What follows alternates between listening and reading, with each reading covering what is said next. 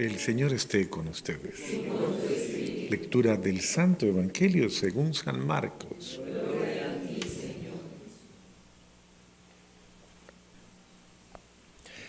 En aquel tiempo los escribas que habían venido de Jerusalén decían acerca de Jesús: este hombre está poseído por Satanás, príncipe de los demonios, y por eso los echa afuera. Jesús llamó entonces a los escribas y les dijo en parábolas: ¿cómo puede Satanás expulsar a Satanás? Porque si un reino está dividido en bandos opuestos, no puede subsistir. Una familia dividida tampoco puede subsistir. De la misma manera, si Satanás se rebela contra sí mismo y se divide, no podrá subsistir porque ha llegado a su fin. Nadie puede entrar en la casa de un hombre fuerte y llevarse sus cosas si primero no lo ata. Solo así podrá saquear la casa. Yo les aseguro que a los hombres se les perdonarán todos sus pecados y todas sus blasfemias. Pero el que blasfeme contra el Espíritu Santo nunca tendrá perdón.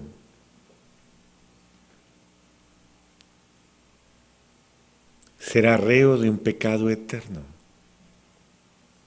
Jesús dijo esto porque lo acusaban de estar poseído de un espíritu inmundo. Palabra del Señor.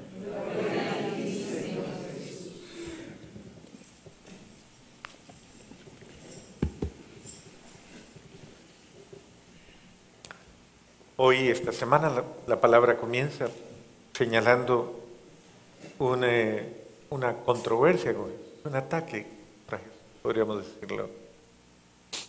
Porque precisamente se cumple lo que Jesús ha dicho. Él ha venido, dice, he venido a traer fuego a la tierra. Y cuánto quisiera que ya estuviera ardiendo. Es precisamente el fuego de la acción de su Espíritu, la acción de la palabra de Dios. Y como lo dirá otro texto, es viva y operante, más tajante que espada de doble filo, penetra hasta el tuétano, hasta lo profundo, hasta lo más interno del hombre y pone en evidencia los sentimientos humanos, la verdad. Y obviamente causa escozor, causa molestia cuando alguien tiene tanta fuerza en la verdad, tanta fuerza que confronta y que pone en evidencia lo que no es, lo que es mentira. Jesucristo no denuncia en el sentido de andar señalando pecados. Jesucristo anuncia la verdad, pero la anuncia con la vida, la anuncia con el respaldo de su ser, la anuncia con sus actos, la anuncia con la coherencia, la anuncia con la verdad. Porque no hay nada que tenga más fuerza, precisamente la fuerza de la vida. Todo acto respaldado por la vida es supremamente auténtico. Y la autenticidad como tal tiene carácter y da identidad. Y Jesucristo tiene una identidad propia. Entonces hay que desvirtuarlo. El ideal precisamente del mal es desvirtuar a Cristo, desvirtuar lo que no tiene sentido. O sea, ¿cómo puedes atacar como dice el Señor, a un hombre bien formado, un hombre bien armado, bien dispuesto? Primero tendrías que debilitarlo. Y básicamente Cristo es precisamente esa integridad de su ser, pues es infranqueable. Porque es la integridad en la acción del Espíritu en su vida, que le genera unidad. Pongamos en sintonía las palabras y dice, todo reino dividido se viene abajo, a pique. Es decir, de la misma manera, toda persona dividida no se sostiene. Esa es una de las estrategias del mal, precisamente la palabra la evidencia. De la pedagogía del demonio, de la acción demoníaca, de la acción del mal, es dividirnos. internamente, dividir, ponernos en contra de Dios, en contra de nosotros mismos, en contra de la gracia, en contra de la armonía, en contra de la fraternidad, es dividirnos, es eso, crear fisuras, crear grietas, crear situaciones de nuestro interior por las cuales comencemos a debilitarnos y comencemos a decaernos precisamente. Créame que el mal tiene todo tipo de estrategias para hacernos caer y para hacernos perder la gracia, la alegría, el gozo, la fortaleza, para quebrantarnos y hacer que nos traicionemos a nosotros mismos. Porque en última instancia, ¿qué es el pecado? Es una desgracia, un desafortunado evento de una situación anómala personal, anómala interior. El pecado es eso, es una desgracia interior. Algo que yo no debo hacer porque ni debo aceptar ni debo concebir en mi vida porque me está hiriendo, porque me está haciendo daño. Entonces, precisamente el Señor claramente por eso dice, ¿no? Es decir,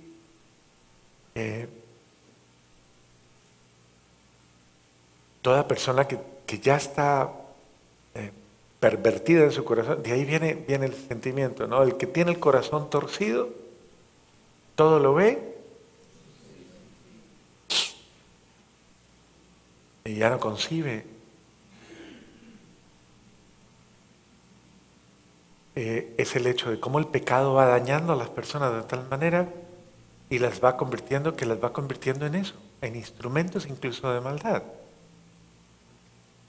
Entonces, el que ya está enfermo por el pecado no puede ver el bien, no puede ver la gracia, no puede ver la virtud y por eso duda de la virtud, duda de la gracia, pone en duda la acción de la bondad, la acción de la pureza, la acción del amor verdadero, la acción de Dios, pone en duda. Por eso hay que sanar el espíritu, hay que sanar el alma, hay que sanar el corazón, hay que sanarse de todas esas cosas, de todas esas enfermedades que nos van volviendo en personas con una, ¿cómo le llamaríamos a eso? Levadura mala, mala levadura. A eso puede llamarse otro nombre, una malicia, que no es nada más que la basura de Satanás, tratando de profanar lo que es santo, dañar lo que es puro, dañar lo que es santo. Precisamente por eso ataca lo bueno. Santo Tomás de Aquino en su historia tiene un acontecimiento fuerte. Santo Tomás de Aquino fue un hombre que desde muy joven sintió el llamado a consagrarle a Dios su integridad física, espiritual, todo. Se enamoró de Dios y deseó consagrarse completamente a Dios. Y como era de una familia noble, de una familia muy prestante, estas familias de raigambre y todo esto, fue una afrenta contra ellos que este hombre se metiera a la vida religiosa. Y entonces sus familiares, para quitarle esto de la cabeza, lo llevaron y lo pusieron en un lugar encerrado y le trajeron una mujer de mala vida y se la metieron ahí para que lo hiciera pecar. Y este hombre se armó de una tea ardiente, como de una brasa, y la sacó corriendo. Y le rogó a Dios, le suplicó a Dios con toda su alma y con todo su... Le dijo algo, pues que después San Francisco de Sales tendrá su nota ahí, dirá otra cosa, pero en ese momento Santo Tomás de Aquino le dice a Dios, Señor, sáname de esta tendencias, de esta fragilidad de la carne, sana mi cuerpo y sana mi alma. Y le pide a Dios que le sane. Y le dice, síñeme, dame el don de la castidad. Y cuentan sus escritores que no es que Dios envió la gracia de que los ángeles le ciñeran los lomos, y tuvo por gracia la castidad. Después, con el tiempo, San Francisco de Sales, San Felipe Neri, le decía a Dios, en un momento de prueba también, de mucha prueba, le decía a Dios: Señor, dame la gracia de sobrellevar las tentaciones de la carne, dame la fortaleza. Y le decía: pero no me vayas a hacer como a Santo Tomás de Aquino, porque si no, ¿cómo te voy a demostrar cuánto te amo?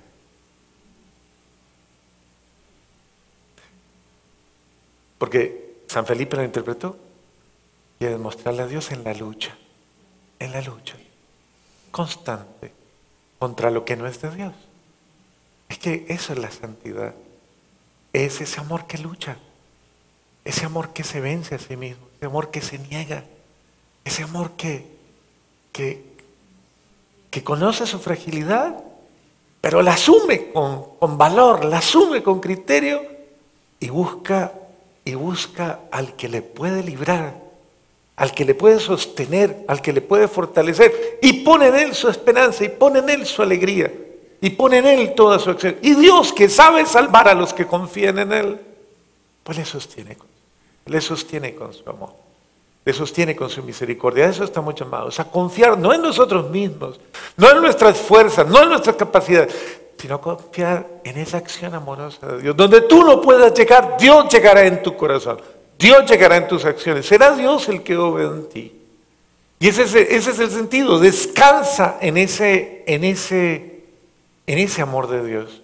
Porque como lo dice la primera lectura, Cristo ya venció, Cristo ya vino a vencer el pecado, Cristo ya vino a saldar la cuenta con el pecado. Y entonces, ¿qué hago? Ya Él ganó para mí la bendición.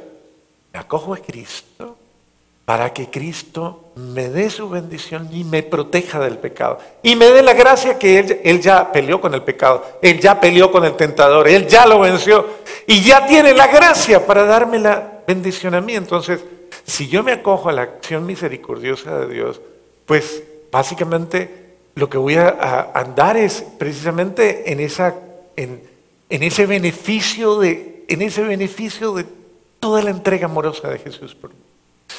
Pero yo tengo que permitir que se haga efectiva en mi vida. Y por eso el apóstol Pablo se gloriaba y decía: en mí no se ha frustrado, en mí no se ha desperdiciado la gracia de Dios, porque yo he permitido que ella actúe en mi vida. Por eso decía: entre más débil soy, más fuerte soy, porque todo lo puedo en aquel que me conforta, en Cristo que me fortalece. Es encontrar en ese amoroso de Dios nuestro fundamento. Entonces, no de nuestras fuerzas, porque ese no es el lenguaje cristiano, ese no es el Evangelio.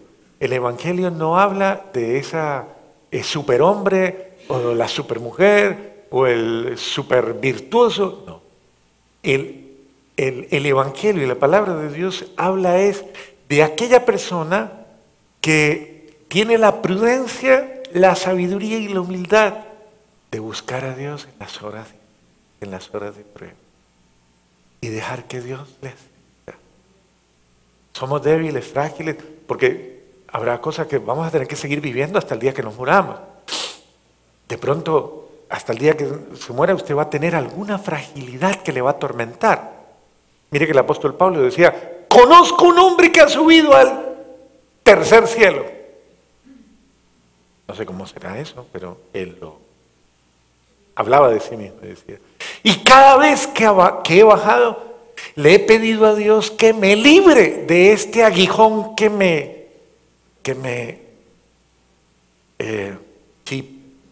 como que me ponzoña la carne. Y el Señor me ha dicho: te basta mi gracia, te basta mi gracia. Entonces, mire, un hombre que había tenido experiencias sobrenaturales, místicas, grandísimas, pero tenía su pecadillo o su debilidad o su fragilidad que le atormentaba. A alguno puede ser su mal genio, que es que le da rabia por todo.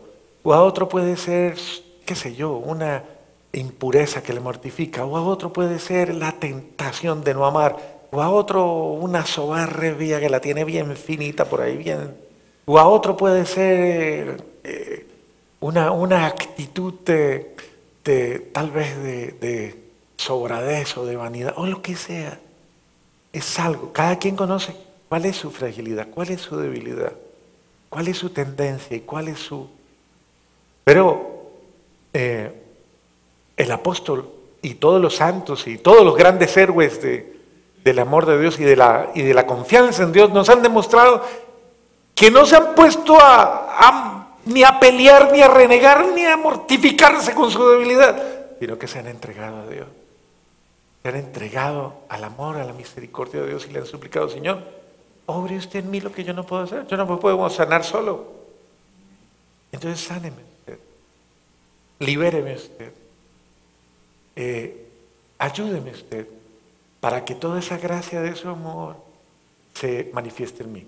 Hay un detalle que me parece interesante antes de terminar en la primera lectura, y es que hace un énfasis muy especial esta primera lectura de que cuando Dios hace acciones, cuando uno le permite a Dios que haga acciones, las acciones que Dios toma en la vida suya son de una vez y para siempre. O sea, cuando yo le permito actuar a Dios en mi vida, Dios puede obrar de tal manera que es ya y salda la deuda con. Y por eso hace un énfasis en. Y así como la muerte, dice, Cristo se ofreció una sola vez para quitar los pecados de todos. Dice, y así como está determinado que los hombres mueran una sola vez y que después de la muerte venga el juicio, así también Cristo se ofreció una sola vez para quitar los pecados de todos. ¿Por qué hago ese énfasis? Porque hay gente incluso católica que tiene la tendencia a creer en la reencarnación o a creer en todo este tipo de filosofías orientales. Precisamente esa filosofía de las reminiscencias es una filosofía platónica que obviamente, como se perdió la biblioteca de Alejandría y toda la conexión con el antiguo pensamiento de toda esta época, pues no sabemos de dónde llegaron toda esa influencia filosófica. Pero Platón tenía en su estructura mental y filosófica que las almas migraban, que los seres humanos migraban, y que tenía que pasar y pasar y pasar en un proceso hasta que se purificara. Y eso venía de Oriente, y sabemos que Oriente nos ha traído la teoría de la reencarnación, de que una persona no puede llegar a un grado de liberación de sus culpas, y que carga algo que ustedes ya lo convirtieron, mucha gente lo cargó, lo tiene como parte de su lenguaje y de su diccionario, ya lo incorporaron, entonces dicen, es que qué karma que me tocó, qué karma. Entonces hablan de la suegra como el karma, hablan de una enfermedad como el karma, hablan de gente que, ok. Ese lenguaje lo que está tratando de expresar es precisamente que hay situaciones de las que yo no me voy a salvar, sino que no me basta una vida para superarla. Entonces tengo que morir, volver otra vez y vuelva y dele y vuelve y empieza. Y yo no sé cuántas veces hasta que pues... Y la palabra de Dios hoy dice, no Señor, de una vez y para siempre ese problemita se acabó. Dios nos salvó de una vez y para siempre, nos ha sanado para siempre. Pues de la misma manera hoy es una acción. Usted no necesita, solo necesita una vida para salvarse, una vida para ser feliz, una vida para conocer absolutamente todas las bendiciones de Dios. Pero también tristemente una vida para condenar. Solo una vida tiene. Y el Señor dice, aprovéchela porque yo estoy con usted. Yo he hecho todo por usted. Absolutamente todo. Y yo estoy aquí para ayudarle, para salvarle, para cuidarle, para que usted no se me pierda en el último instante. Eso es lo que el Señor quiere decirle.